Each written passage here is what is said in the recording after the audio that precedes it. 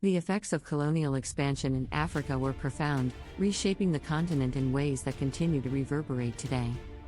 Nowhere is this legacy more evident than in Zambia, where the creation of Northern Rhodesia by the British South Africa Company, BSAC, and later the Colonial Office established patterns of extraction, governance, and social stratification that would define the nation for generations.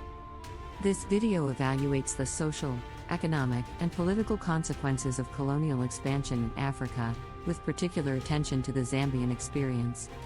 The social consequences, disruption, discrimination, and divided communities. The social impact of colonialism on Africa was devastating and multifaceted.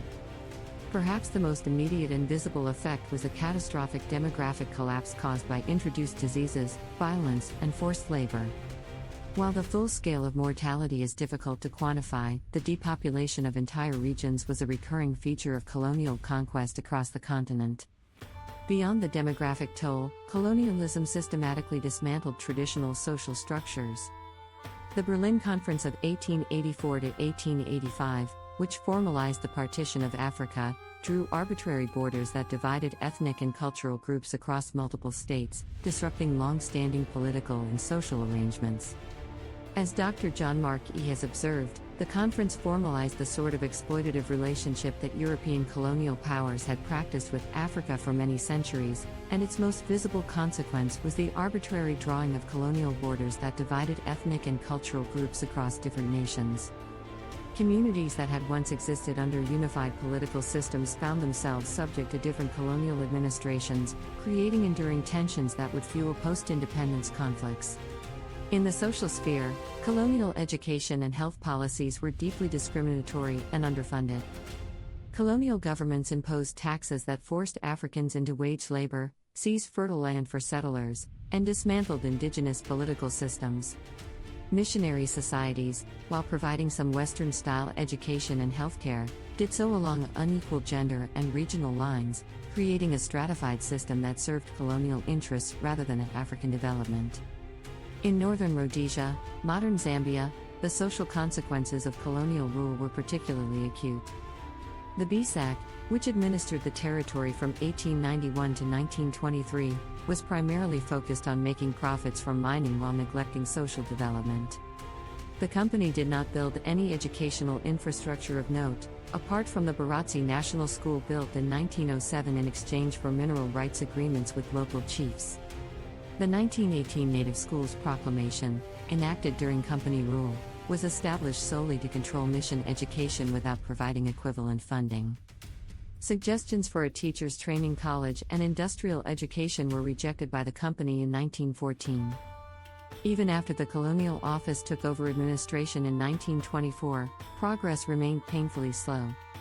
The first secondary school in Lusaka only opened in 1939 at Munyali Secondary School. 4 years before independence, the entire country had only 16 mission schools, 8 government schools, and 2 mining schools. This deliberate neglect of formal education created a legacy of underdevelopment that persists today. As one analysis notes, challenges persist due to entrenched cultural norms and economic difficulties, particularly in rural areas that have set in since colonialism and capitalism took root over the local, indigenous ways of being. Health services followed a similar pattern. While missionary hospitals provided some care, colonial health infrastructure was minimal and focused primarily on serving European settlers and mine workers. The assumption held by the colonial state and missionaries was that Western medicine was superior, but its provision was limited and often coercive. The legacy of this neglect is visible in the enduring challenges of poverty, particularly in rural regions, that Zambia contends with today. Urbanization, a hallmark of the colonial period, created new social dynamics that were deeply stratified. The rapid growth of mining towns like those on the Copperbelt and the capital Lusaka was driven by colonial economic demands rather than organic development. The British colonial government commissioned segregated town planning, creating separate areas for European settlers and African workers, a pattern of racialized spatial organization that would outlast colonial rule itself.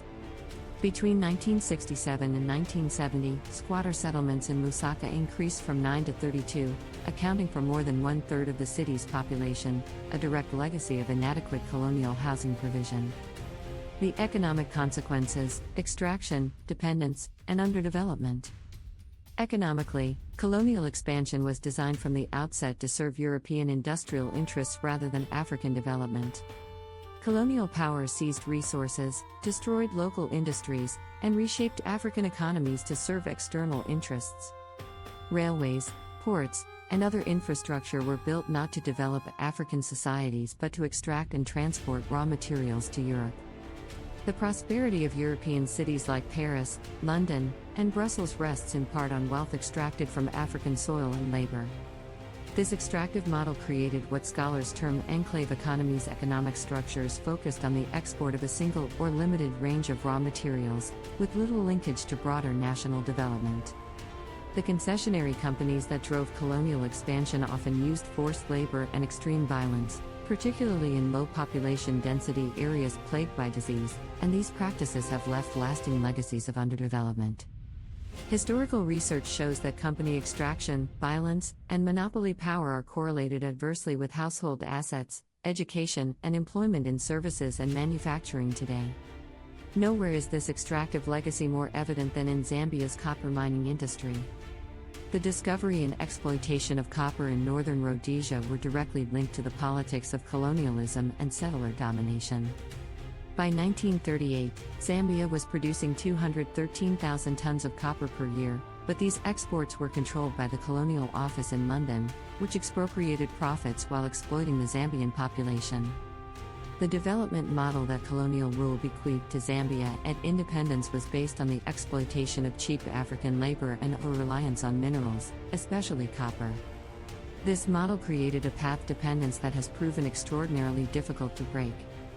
Despite being independent for over 6 decades, Zambia remains locked into an enclave economy, with copper mining still its main export, and foreign actors continuing to benefit at the expense of Zambians, particularly the working class and vulnerable populations.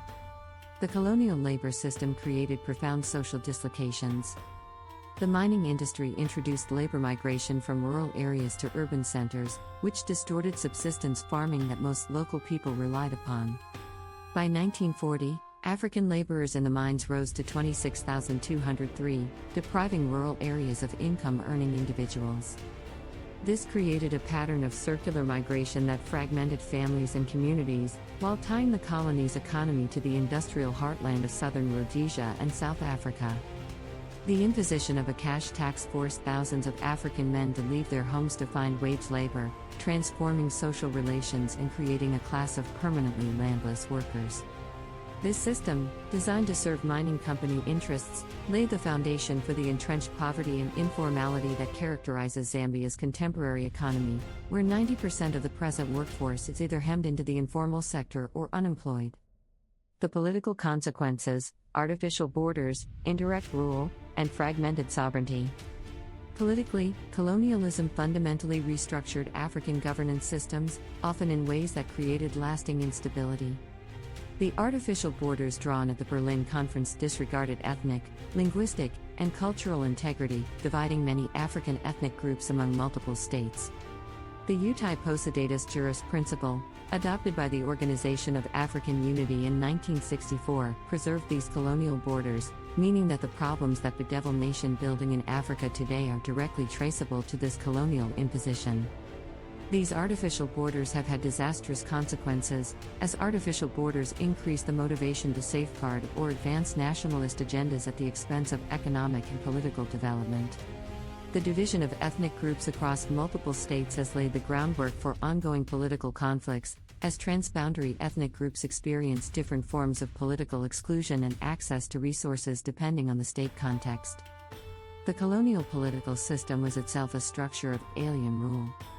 As one analysis notes, African states were created and were administered by foreign military, resources were exploited and shipped outside of the continent. These states were not independent but extensions of the territory of the imperialists. They had no governments or self-elected leaders. This imposition of foreign political systems, which did not reflect the consent or aspirations of African peoples, created a crisis of political legitimacy that would persist after independence. In Northern Rhodesia, the British implemented a system of indirect rule, which sought to govern through existing African political structures while ultimately subordinating them to colonial authority. This policy had complex and often contradictory effects. Among the Tonga of Mons district, who prior to British rule had an acephalous, decentralized, political system without chiefs, the colonial administration appointed chiefs who were often not respected by the people. The native authorities comprised chiefs appointed by the British, who worked with clerks, headmen, and coppices, and were responsible for tax collection, labor recruitment, settling civil and criminal cases, and land allocation. This created situations where some areas were controlled by two chiefs who did not recognize each other's authority, leading to dual chieftainship, which further divided the people as they were confused on whom to pay loyalty to. The policy thus transformed the chieftaincy institution itself. From its pre-colonial status as a dominant institution holding political, economic, military, judicial, and religious power, chieftaincy was absorbed into the British colonial administrative system and gradually marginalized. At the same time, the colonial state's restructuring of chiefly authority created new forms of political authority that would outlast colonial rule. During the 1950s and 1960s, chiefs stood alongside nationalists in the struggle for independence, contributing to Zambia's liberation. After independence in 1964, the Zambian state further limited and weakened chiefs' power, but since the 1980s, the government has gradually resurrected chieftaincy, which continues to play a unique role in local governance, particularly in land allocation and traditional affairs. This complex legacy reflects the intertwining of tradition and modernity that characterizes post-colonial African politics. The colonial political legacy also included deliberate efforts to maintain exploitative structures even after independence. As Dr. E notes, colonial powers deliberately maintained exploitative structures to ensure that their interests were protected even after African nations gained independence. This pattern has manifested in repeated interventions against African leaders who sought meaningful change, from the murder of Patrice Lumumba to the assassination of Thomas Sankara. The long shadow, colonialism's enduring legacy. The consequences of colonial expansion were not confined to the colonial period itself. The social, economic, and political structures established during colonial rule have proven remarkably persistent, creating path dependencies that continue to constrain African development. Socially, the underinvestment in education and health, combined with the disruption of traditional social structures and the imposition of racialized urban planning, has left enduring challenges. The persistence of poverty, particularly in rural areas, and the difficulties of educational access can be traced directly to colonial patterns of neglect. Economically, the extractive model bequeathed to Zambia has proven extraordinarily difficult to transform.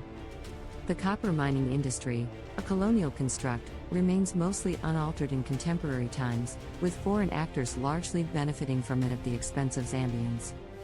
The enclave economy created during colonial rule continues to lock Zambia into a development trajectory that prioritizes raw material export over value addition and industrial diversification. Politically, the artificial borders drawn by colonial powers have become permanent features of the African state system, accepted by post-independence governments to avoid even greater chaos. As one analysis starkly notes, Africa cannot afford to reopen the colonial map. Undoing these borders would unleash a bloodbath. Yet these same borders continue to fuel ethnic conflicts, complicate nation building, and undermine political stability across the continent.